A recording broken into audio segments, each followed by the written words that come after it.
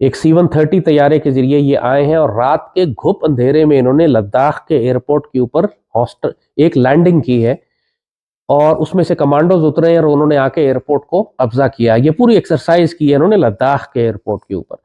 और क्योंकि भारत में हकीकी जमहूरियत है तो भारत जो है वो तरक्की भी कर रहा है और जारादारी खित्ते की भी काबू कर रहा है। उग्रम जो है ये 7.62 इंटू 51 है, यानी कि इसका जो राउंड है वो AK-47 के राउंड से बड़ा है दोस्तों। यानी कि जो इसकी मार है, कहते हैं इसकी मार 500 मीटर तक है, यानी कि ½ किलोमीटर तक, जो कि बहुत अच्छी मार है। बाय द वे AK-47 300 तक मारती है। ये कहते हैं उग्रम। जनूनी भारत इलाकाई अमन के लिए संगीन खतरा। और उसकी इंडिकेशंस और भी हैं कि अभी पिछले हफ्ते इंडियन एयरफोर्स ने और इंडियन कमांडोज ने, इंडियन आर्मी ने एक एक्सरसाइज की है लद्दाख में। इतने महीनों से जो हम बार बार शोर कर रहे थे और इंडिया की जंगी तैयारियां बता रहे थे, आपने एक बार दुश्मन को मार दिया वो राउंड, फिर उसके बाद वो चूं चूं पू पू नहीं करेगा, लगी ठंडा पड़ जाएगा वहीं पे। इतना खतरनाक राउंड, सॉलिड राउंड। तो ये हथियार है।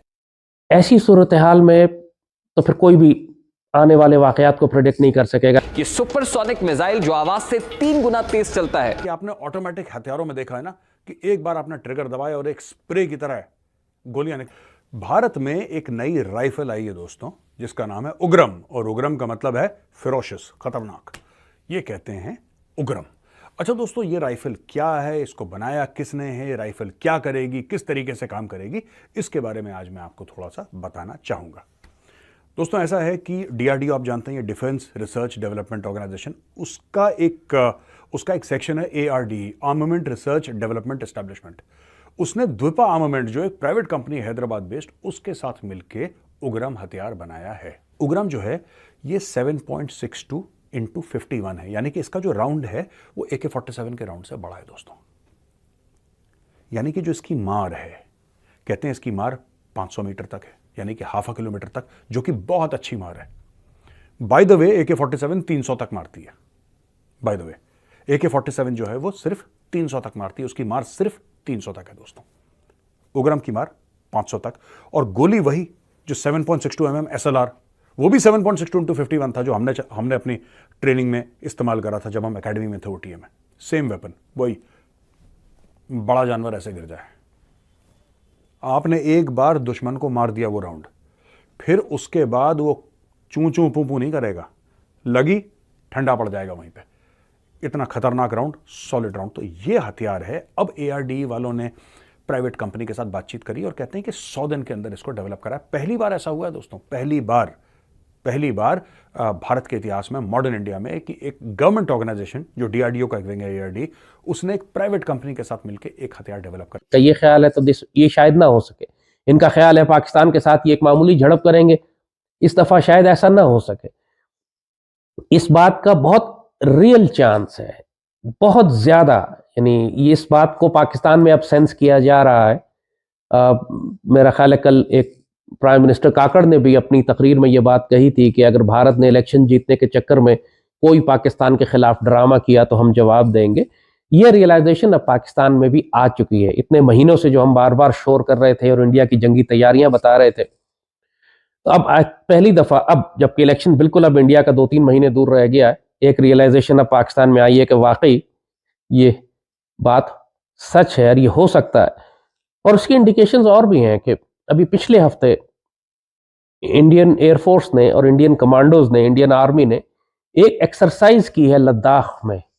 एक C-130 तैयारे के जरिए ये आए हैं और रात के घुप अंधेरे में इन्होंने लद्दाख के एयरपोर्ट के ऊपर एक लैंडिंग की है और उसमें से कमांडोज उतरे हैं और उन्होंने आके एयरपोर्ट को कब्जा किया। ये पूरी एक्सरसाइज की है इन्होंने लद्दाख के एयरपोर्ट के ऊपर। मगर उनको लद्दाख पे ये एक्सरसाइज करने की क्या जरूरत है कि घुप अंधेरे के अंदर आधी रात को उतरे, इस तरह जिस तरह आप किसी दुश्मन मुल्क के एयरपोर्ट पर कब्जा कर रहे हैं। वो एक्सरसाइज उन्होंने लद्दाख के लिए नहीं की थी, स्कर्दू के लिए की थी, क्योंकि स्कर्दू का एयरपोर्ट पहले हमारा एयरफोर्स का एयरबेस था, तो वहां पर जरा सिक्योरिटी हाई लेवल की होती थी। लेकिन कुछ अरसा पहले इमरान हुकूमत में इसको डाउनग्रेड करके इन्होंने इंटरनेशनल एयरपोर्ट का स्टेटस दे दिया और उसको फाइटर फॉरवर्ड एयरबेस से हटा लिया था। और अब वो एक सिविलियन एयरबेस है, उसका सिविलियन एयरपोर्ट है। इसका मतलब है कि जब उस पर फ्लाइट नहीं है तो वो खामोश होता है, लोग सो रहे होते हैं, वहां कोई भी नहीं होता। और रात के वक्त तो कोई फ्लाइट जाती ही नहीं है वहां पर। इस बात को इंडियंस ने नोट कर लिया है और इंडियंस ये प्लान कर रहे हैं कि जब वो पाकिस्तान के खिलाफ कार्रवाई करेंगे तो अपना C-130 रात के वक्त भेजेंगे जो स्कर्दू पे लैंड। और क्योंकि भारत में हकीकी जमहूरियत है तो भारत जो है वो तरक्की भी कर रहा है और जारादारी खित्ते की भी काबू कर रहा है, क्योंकि अमेरिका उसकी बैक के ऊपर है और अमेरिका ने जो है वो एक उनके साथ स्ट्रेटेजिक अलायंस बनाया हुआ है ना, स्ट्रेटेजिक अलायंस, क्योंकि वो चाइना को काउंटर करना चाहते हैं।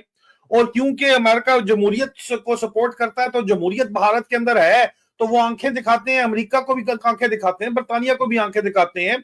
उनको किसी ने क्या बरतानिया में कहा कि भाई ये चांद पे इनके मिशन जा रहे हैं इनके, तो इनको क्या जरूरत पड़ी है ये चंदा देने की, एड देने की, नहीं देना। तो अगले चढ़ दौड़े इनके ऊपर, उनको कहते हैं जी हमें हमारा जो वो हीरा है मलका ने पहना है वो भी यहाँ से लूटा है, हमारे मुल्क को लूटा गया है, 2 पैसे वापस। इस तरह की बातचीत सिर्फ वो मुल्क कर सकते हैं जिसमें जमहूरियत होती है। और जब जमहूरियत थी तो इमरान खान ने एब्सोल्युटली नॉट अमेरिका को कह दिया था और वो हमारे जर्नल गुलाम जर्नलों को बात कबूल नहीं आई और हमारे गुलाम जर्नलों ने जो है वो लेटना मुनासिब समझा अमेरिका के आगे और अमेरिका ने जो है वो इलाका हवाले कर दिया हिंदुस्तान के, तो अब हिंदुस्तान के आगे लेटना इनकी मजबूरी बन गया है। यार तुम करो हिंदुस्तान के साथ डील करो, जो भी करो, अमन होना चाहिए पाकिस्तान हिंदुस्तान में, फ्री मूवमेंट होनी चाहिए, जो करना करो, लेकिन जमहूरियत तो हो ना पाकिस्तान के अंदर।